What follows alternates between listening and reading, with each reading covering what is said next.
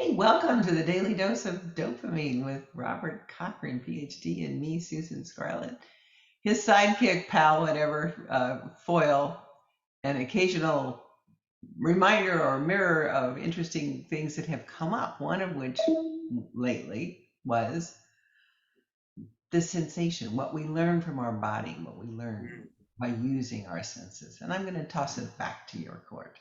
I love that you said that, right? What we learn from our bodies. We had a conversation before this where we were talking about, again, listening to our bodies, and I think from a medical perspective, a doctor saying to you, much like a doctor said to me and my wife about our son and some challenges he was going through, to let our bodies do what they do best, right? When is it time to intervene?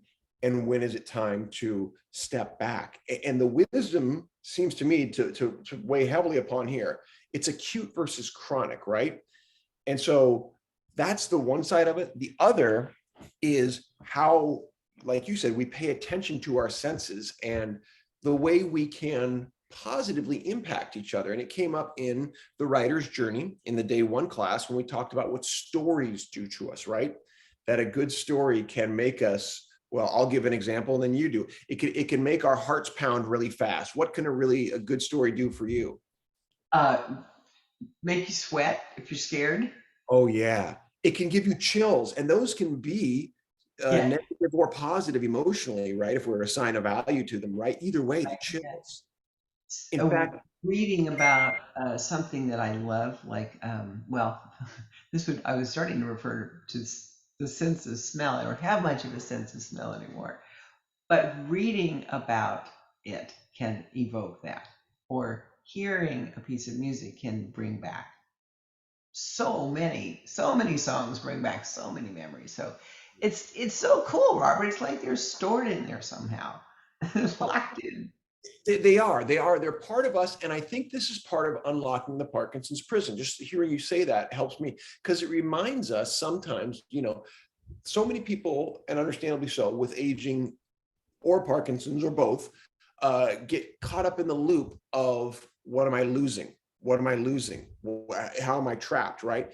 And when we remember these very powerful things we still have, including the ability to feel all of our senses, okay, and to engage in our emotions, those things are there even for the most challenged person.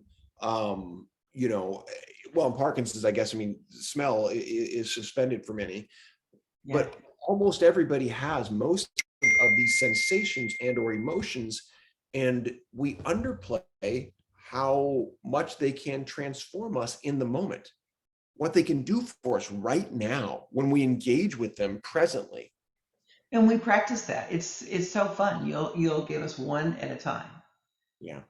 to experience, and Yeah. we do experience. What do you're one of the founders, and I give you this with full credit because it's lovely, of this thing we call mind putty, and it evolved from mime putty, as you know. And that's a great story because here's what improvisation does, and then here's what you did in the neurological PD world, which was so cool. When you think about mind putty, which you've been playing conceptually with for 3 years, what do you think or feel about mind putty, reaching out and grabbing something, my classic Dr. Pepper, as it were? The sweet one. What do I think about? And feel. What do you feel when you think of? I mean, go ahead and grab something right now. Give an example of how you would play with mind putty. Grab something, and then yeah. It's a very puffy tennis ball. I don't know why tennis balls aren't puffy, but this one is. um, and let's see what's over here. This is um, gelatinous, um, kind of pretty colors. I don't know what it is. Yeah. And somebody watching this might think, "Oh, she's scripting this, that, and the other." From your perspective, playing, because the whole thing is to empty our brains and to be Yeah, outwardly focused, right? That yeah, this thing we grabbed, this now kind of wicker type box which has cotton balls inside of it, that just happened. I didn't think about it and then do it. It happened in space. Now the squishy kickball, same thing. It happened outside in. yeah.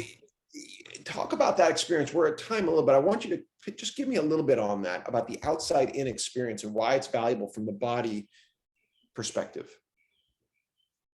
Well, and from the improv game playing perspective, it's information. It's just something that comes to you that you get to play with. I don't know if that's what you're looking No, for. that's good. Let's cap it there, because that gives us a Yeah. good lead to the next daily dose. I love that. That's exactly it. Okay. It leads us to the next place, which will be on Okay. the next episode.